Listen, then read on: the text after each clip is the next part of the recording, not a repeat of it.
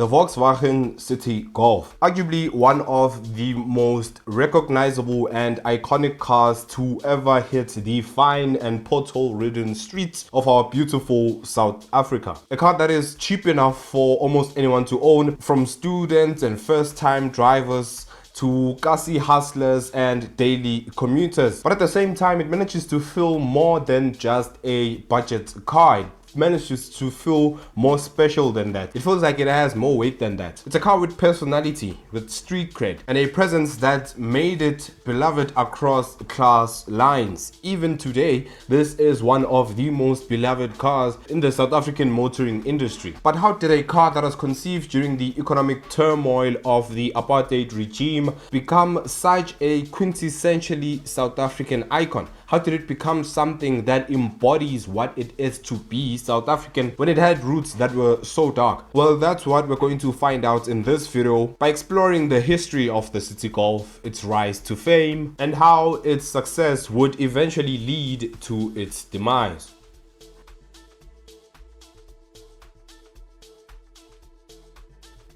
The story of the City Golf, funny enough, actually doesn't start anywhere near South Africa. It starts in a small town in Italy called Garesio in 1938. This was the year and the place where Giugetto Giugiaro was born, and yes, I've had to Google how to pronounce that name, and I still probably managed to butcher it, so if you're watching this from Italy, I am very sorry. But yes, he was born in 1938. He was born to a father who was a painter. The artistic gene seemed to have passed to him because by 17 he was working at Fiat as an automotive designer, and that's where he would kind of start building up his career, all the way up until the point where in 1968 he was able to establish his own Italian design house called Ital Design, fittingly enough. Now, because of this man's background, and I say this man, I'm not going to keep choking on my own spit trying to say his name here. I'm just going to say this man. But because he had studied technical art and industrial design, his design philosophy resolved around functionality over aesthetic, which is very different to how designers were thinking back in the day. If you think of design houses like Pininfarina and stuff like that, they were creating more just elegant, beautiful shapes, while he and his design firm were kind of focused on simpler, boxier looking and kind of functional designs over the flowy, beautiful contemporary stuff that a lot of the other design houses were kind of doing at the time. Now, this was kind of groundbreaking design at the time. It was really futuristic. Ital Design is credited with creating some of the most futuristic looking cars at the time, like the BMW M1, the Lotus Esprit, and the DeLorean DMC-12. I mean, the DeLorean was literally used in a movie about traveling to the future, or back to the future. Or to the past. What was Back to the Future about? That's not what we're talking about today. I got sidetracked. So yeah, those are examples of the kind of designs that Ital Design was creating during its prime. Really futuristic, boxy looking, geometric looking designs that were groundbreaking. They were the pioneers of that design style, coming out of the 70s and going into the 80s. But before we get ahead of ourselves and start talking about the 80s, our story requires us to go back to 1973 and to travel from Italy all the way to Germany, to the home of Volkswagen. Now, before I explain Volkswagen's situation in 1973, I kind of have to first explain the world situation back in the time. 1973 is the year that the oil crisis would hit. So a lot of consumers were kind of looking to move away from their gas guzzling, loud and proud cars that they were used to in the 60s, because they simply couldn't afford the petrol to keep them running. Petrol prices were absolutely skyrocketing, getting out of control. Oil prices were getting out of control. So a lot of consumers at the time were looking for smaller, more economical cars that they could travel in without, bankrupting themselves. And yes, VW had an offering for this at the time. They had the VW Beetle, but that was a 30-year-old design at that point. If you know cars, you know what led to that car's creation. In the 40s, a very angry German man. But by the the time of the 70s, this was a very outdated car, and VW kind of needed something new and modern and kind of never seen before to take advantage of the 70s oil crisis. They needed something that was kind of like the Beetle, being front wheel drive, water cooled, but this one wouldn't have an engine in the back. It would have an engine in the front like a normal car. And most importantly, they needed something that was modern. They needed something that was of the time. So they turned to Ital design, and in 1974 we got the Volkswagen Golf Mark 1. This was a 1.1 liter inline 4 compared to a 4-speed manual. It weighed about 900 kilograms. This was literally exactly what they needed. The simple functional styling that Ital Design had done to the car was still appealing to consumers. It looked like a cute car, but not like too cute. It was kind of a perfect design in that it appealed to everyone. 40-year-old dad could buy this car, a 20-year-old student could buy this car, and the sales of the car reflected that. The Golf Mark 1 was massively successful. Obviously, that's the reason why VW had made the car in the first place, to kind of take advantage of the oil crisis that was happening, and this was the perfect car to do that. It literally had a 1.1 liter engine. I don't think anything more economical could exist even. And because of how relatively lightweight the body was, the engine was more than happy enough to lug it around, so it wasn't a dreadful driving experience at all. It was a really nice car. Because of how nice of a car it is and how simple it was, it kind of built a reputation for itself for being really reliable as well. So now you had a cheap economical car that was reliable. So by the time we were approaching the late 80s, the Volkswagen Golf was a massive hit, not only in Europe but across the world as well. They were absolutely everywhere. In South Africa, we would get the Golf Mark 1 in 1978, and it would be locally assembled at the Edenhaag plant in Eastern Cape. Now, to understand how this car performs sales-wise in South Africa,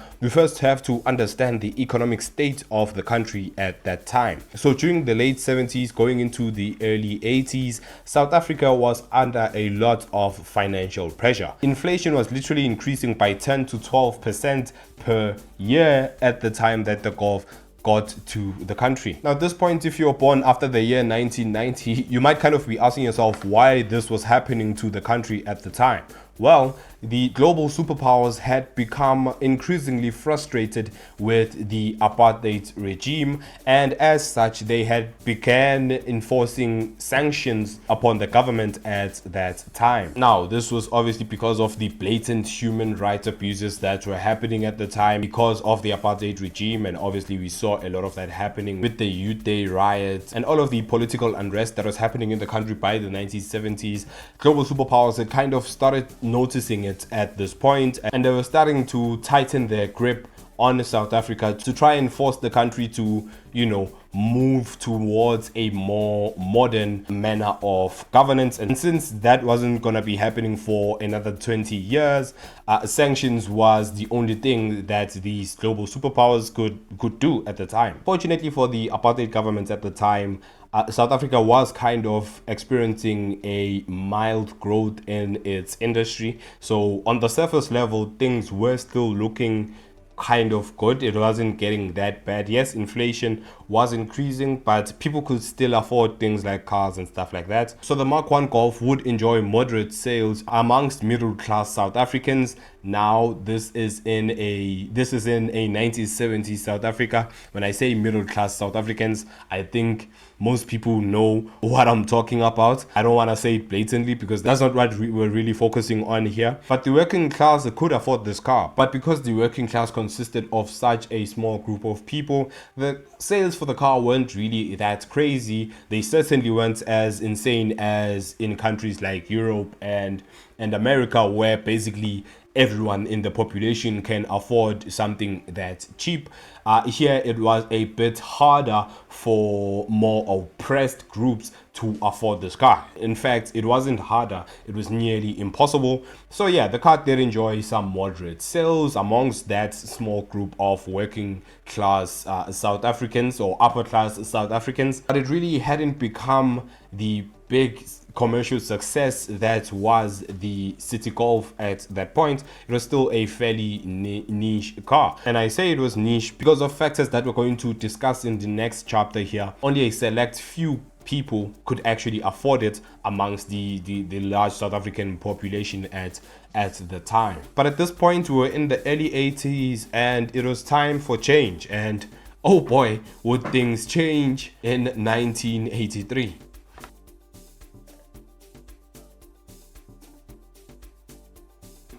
So when 1983 came around, it was time for major change. In South Africa, obviously, we had just gotten the Mark I Golf, so we didn't really need a change that bad. But in Europe, that was a car that was introduced in 1974. So it was almost a decade now that the car was on sale. And it was obviously time for a sequel. And it made sense to make a sequel at that point. The Golf had proven itself to be a very successful product. And it was kind of a humdinger. It was a huge success. And the times were moving on. We were now a decade on, so there were certain technological advancements that the Mark I didn't have just because of its age, and it was time now to kind of start to trickle those technological advancements into the production of the Golf. So in 1983 at the Frankfurt Motor Show, VW would reveal the Volkswagen Golf Mark II, which was basically a Mark I with a more refined body. It was bigger, it was more modern, it had technological advancements such as power steering and ABS. Not really technological advancements.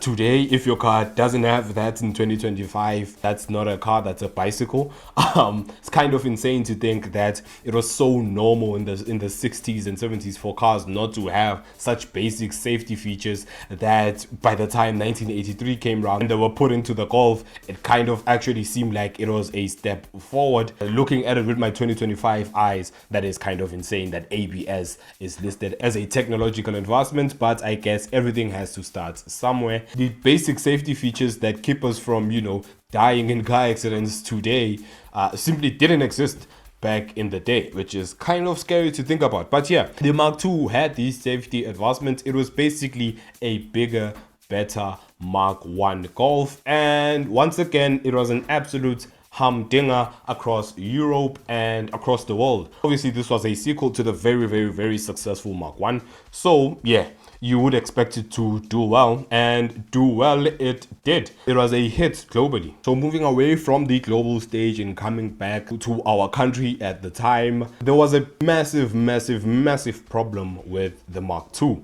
See, like I just said, it was a bigger, better Mark I, which means it was a way more expensive Mark I. To give you reference, the Mark II Golf cost around 12 to 18,000 rands during its introduction in the 1980s. The Mark I Golf cost 4 to 5,000 rands. So obviously massive difference there. And yes, there were all of those upgrades to the car, but the car wasn't worth 3 times more than the previous car. So what had gone wrong? Well, all of the sanctions that we talked about in the last chapter that the global superpowers were starting to inflict on South Africa had gotten way worse as the apartheid government continued to not listen to the changes that the global superpowers would have liked the government to make at the time. There was still a lot of racial segregation and a lot of the bad stuff that the apartheid government was doing at the time. If you're South African, you already know. I don't need to educate you on that, but that was still in action even in the 80s. So global superpowers were properly mad at this point. And what happens when global superpowers put sanctions on a country is that investors kind of take that as stimuli to pull out of the country. So we saw a lot of big brands and big investors pull out of the country because, well, South Africa was kind of turning into a dumpster fire at that point. This is fine. Inflation was crazier than it even was in the 70s because of the sanctions, and the rand was weakening greatly. So at this point, obviously, investors don't have incentive to stay in the country. So there's a lot of just economic turmoil going on at this point. And while all of that was going on this side, all of the economic turmoil and the country just setting itself on fire, another fire was starting on this side politically. See, resistant groups like the ANC and the UDF were starting to gain a lot of substantial power by the time the late 80s were coming around. And they were actively starting to fight the apartheid regime at this time. And obviously, these groups had done so for decades before, but they didn't really have as much power before as they now had in the 80s. As the apartheid government was kind of weakening, they were getting stronger and stronger and stronger, and so their resistance movement was getting way stronger, and they were honestly starting to tear the regime apart. So now we have both these things happening. Economically, the country is falling apart. Politically, there's a lot of unrest. The country is falling apart on both fronts. And this was a perfect storm to ruin the country, basically. So now both these things are happening in 1983, and it's time for the Mark II Golf to come to South Africa at this point. But Peter Searle, the then marketing director at VWSA, and Baron Klaus von Otzen, who was the director at VW at that point, they kind of saw the state of disrepair that the country was in at the time, and they saw that the Mark II Golf would bomb if they were to introduce it at that point. People did not have money, the country was a mess, so introducing a car that was 3 times more expensive than the previous car didn't really make sense. So they sat down and decided that they needed something that was as economical as the Mark I, as cheap if not cheaper than the Mark I, and as reliable as the Mark I. Well, what better solution to that problem than the Mark I itself? So VWSA decided to take the shell of the Mark I, paint it in either red, yellow or blue, stick some white decals on it, stick some white paint on it, and sell it to South Africans as a brand new Golf that they called the City Golf. That's literally how the City Golf was made. Amongst the absolute economic mess that was South Africa at the time, the City Golf came about out of necessity for VWSA to keep their sales up without having to depend on the Mark II that they knew was doomed to fail in the country from the beginning. So now we had this cheap, brightly colored, decaled up, kind of childish looking thing that was the new Golf, the City Golf. Who was going to buy this car? Well, VW actually knew exactly who they were targeting when they were creating the City Golf out of the Mark I Golf. They knew that their target audience was first-time drivers and university students who were middle-class South African citizens. Now, yes, most of the time, middle class in 1980s South Africa does kind of coincide with white South Africans.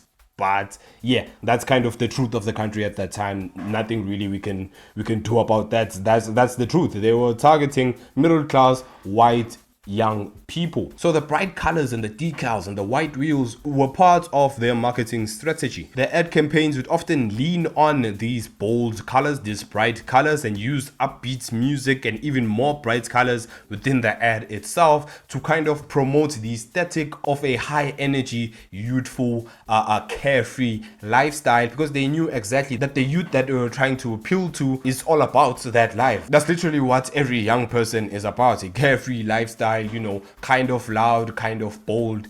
And it worked wonderfully. Cars like the Mark I Golfs weren't exactly flying off the shelves because of just how small of a group was being targeted. White young South Africans for the most part were being targeted. So while it was a massive hit amongst this small group, its potential was still fairly restricted to just this group.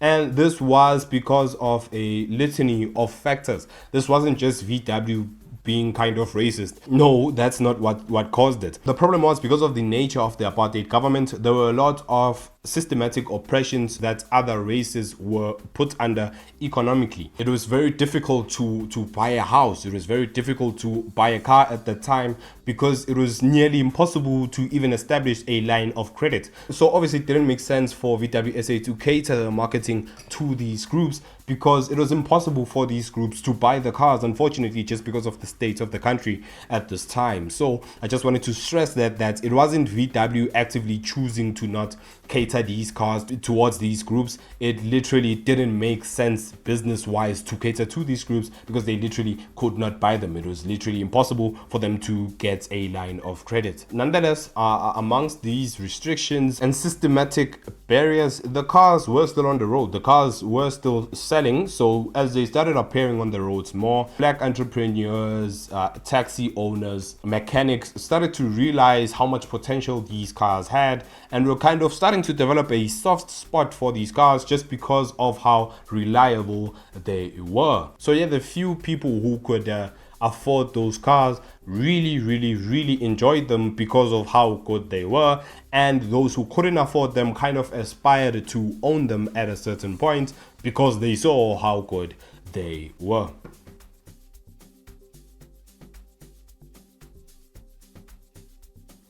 So as the late 80s and early 90s rolled around, apartheid was in disrepair. Apartheid was fully falling apart at this point. The country was moving towards the democracy, which obviously naturally means that now the apartheid regime kind of has to start dying off, and that's what we saw in the late 80s and early 90s. Now, because of this shift that was happening in governance as we were moving closer to democracy, there was also a socio-economic shift that happened in the country, where we started to see previously oppressed racial groups kind of rise up in social standings and, have greater financial flexibility.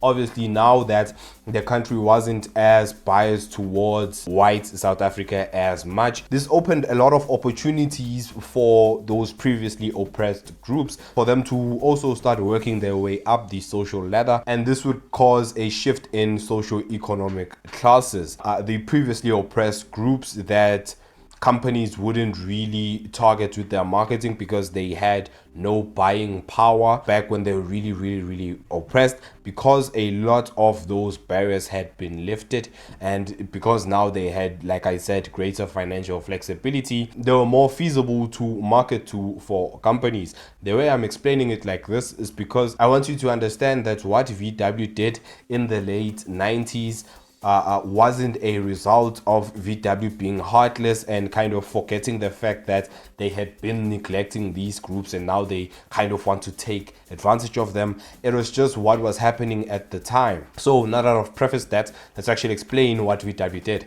Now that we were shifting more towards a democracy, and like I said, social classes were kind of changing a little bit, VWSA kind of opened their marketing up, and obviously they weren't the only company to do this, but because we're talking about them here, that's what we're going to talk about. They kind of opened their marketing up to be more inclusive of other racial groups. Once again, I'm assuming this wasn't just corporate greed, just seeing an opportunity and pouncing on it.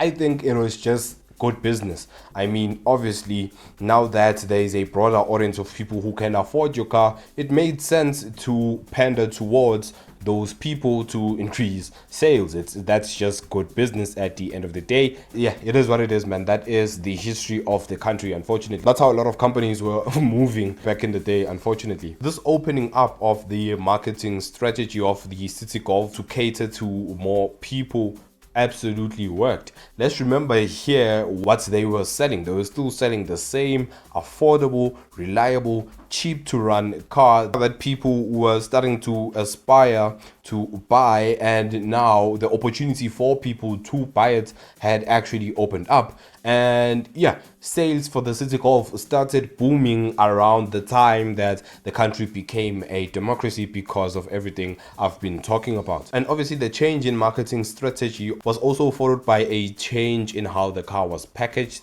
It was less childish now. It was more of a mature car to appeal to a broader audience. There was still a lot of working adults that wanted these cars, so it didn't really make sense to have the kind bright colors and white decals and white wheels to where it kind of looked like a toy. It obviously had to be a more mature car, which is what we are going to talk about a bit later on. But yeah, the car at this point was popping up absolutely everywhere, from townships to suburbs to city centers. It was absolutely everywhere, and this would only further grow public interest in the car. Obviously, as more people were exposed to the car, more people fell in love with the car. It was still the same, affordable, economical, all the stuff I'm preaching about this car was still there. So aspiration for the car grew a lot during this time when VW started opening their marketing up. It started kind of becoming a national symbol of progression and empowerment amongst people of every social class. It's kind of like the phenomena that we saw with the Mark 7 GTI whenever it came out, just kind of becoming every classy gent's dream car just because of what it represented. It's a car that represented success, or the image of success, I should say. A car that a lot of people aspire to buy. Think of the City Golf as that, but way cheaper and way more attainable. Obviously, it did well. Sales at this point naturally were booming, despite VW actively trying to kill the car, because remember, there was still the Mark II Golf that they introduced that was way bigger, way more modern, way safer than the City Golf. It was just a better car in general. So the City Golf was kind of hurting VW at this point because they couldn't push the Mark II Golf because of how popular it was, and they tried to kill it. But the car was so popular that it was literally impossible to kill. I mean, it's like trying to stop a cloud train instead of riding it. It does not make sense. So seeing that they couldn't kill it in favor of the Mark II, they just went along, strapped in and rode the cloud train. The 1.4 and 1.6 liter carbureted 4 bangers paired to a 4-speed manual is what these cars were rocking back in the day, with the latter of those two powering a variant of the City Golf called the City Golf Sport. The City Sport would later be fitted with a 1.8 liter unit, making around 70 kilowatts and paired to a 5-speed manual gearbox.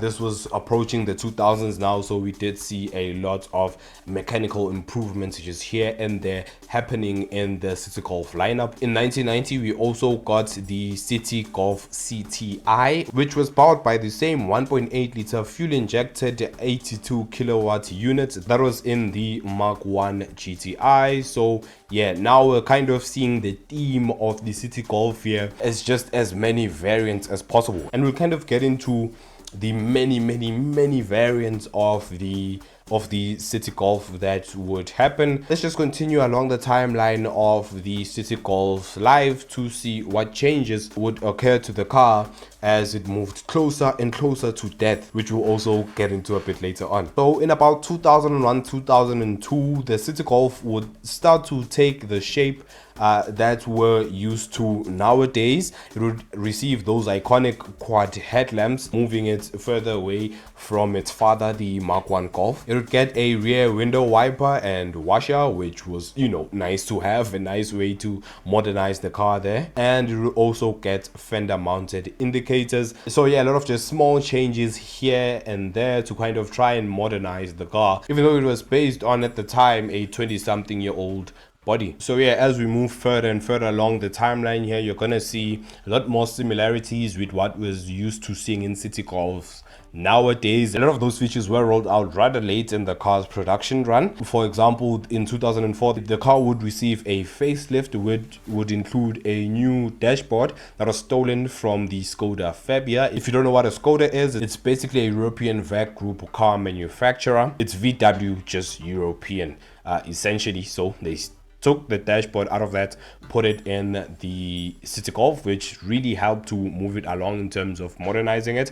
These dashboards still don't look bad even today. They still look fairly decent, especially when you compare them to what was in the cars before this. They would also largen the front side windows, I'm assuming for greater visibilities, and they would make other small changes here and there. It was in 2006, while I was busy drinking Nestle and being a 1-year-old, that the City Golf would receive yet another update, once again moving it closer to what we think of when you think City Golf nowadays. This would include a second grille in the front bumper apron and the iconic circular brake light insert, which has become synonymous with the City Golf nowadays. I can't think of a City Golf with the old lights, which were, funny enough, the original lights from the Mark 1 Golf. So a very welcome change, especially in 2006. It was time to start modernizing the car now, but these, funny enough, were made by Hella especially for South Africa. No other VW car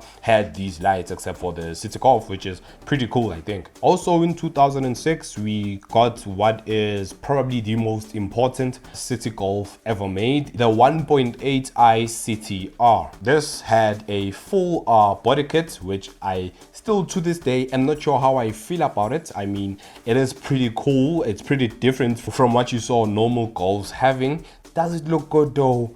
I don't know, and I might be angering a lot of City Golf purists out there, if any exist. I am sorry, I just don't think it's the best looking thing ever. It looks cool though. It is really cool looking, I must say, just to know if it looks good or not. So let's move on before I am burned at the stake by VW fanatics here. I'd also received partial leather front seats, some aluminium trim on the dashboard to kind of refine it, you know, differentiate the interior further from the normal City Golf. And most importantly enough was that 90 kilowatt 1.8i 4-banger that was fuel injected with an Estes 272-degree camshaft, which is a modification that a lot of people would end up doing to their City Golfs later on. This car from factory also had a Bro Speed exhaust manifold and a full sports exhaust system from the same manufacturer, from Bro Speed, which also that is a modification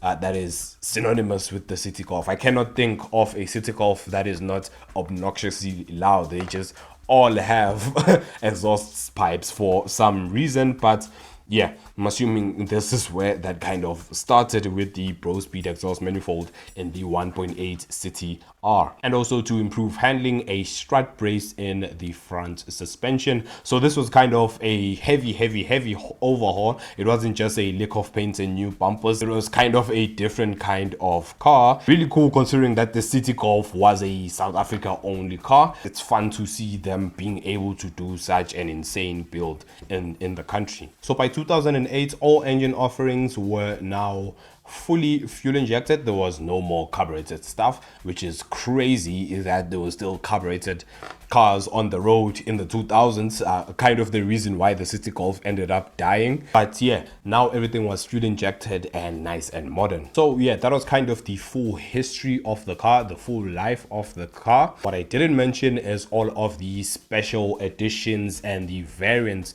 of the car that would kind of be littered throughout its timeline. So let's go over some of those. There was a sedan called the City Fox, a bakkie called the City Caddy. There was the City Golf Designer and City.com, which apparently you couldn't buy offline. You had to like buy on the internet. Not sure that worked. I've never seen a City.com in my life. But yeah, moving on. We had the 1995 City Decor that had color-coded leather seats. That's fun. That's especially fun considering it was available in red, green, and electric blue. Yeah, I might have fun looking up images of this one for sure. And then we obviously had the iconic Velocity introduced from 2005 to 2009. This is by far the most popular City Golf variant ever, and there was a reason for that. It was an absolutely brilliant car. It had options for either a 62 kilowatt 1.4 liter 4-banger or a 74 kilowatt 1.6 liter 4-banger.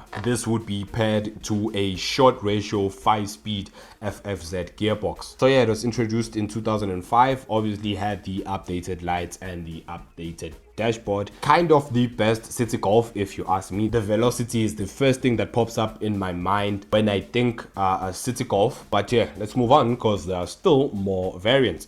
We had the City Billabong and the City Excite. When the car was coming closer and closer to that, we had a special edition GTS model, only 375 of which were made, which is crazy because I know a guy with a GTS. I've literally seen it around the neighborhood. I didn't know those cars were that rare. So yeah, cool to know. A GTS with 375 units made. And when they made the big boy City R, there was also a City Golf 1.8i, which is basically a City R without the body kits, which is really cool. Kind of the same performance of that car, but more understated. That's a car that is on my radar now. Kind of want that. But yeah, that is essentially the entire 25-year life of the City Golf. One that was long and filled with many changes and fun inclusions for sure. By 2009, the City Golfs were still flying off of showroom floors. They were still very in demand. Obviously makes sense. The car looks kind of good. You didn't have many cars back in the day that managed to retain 70s styling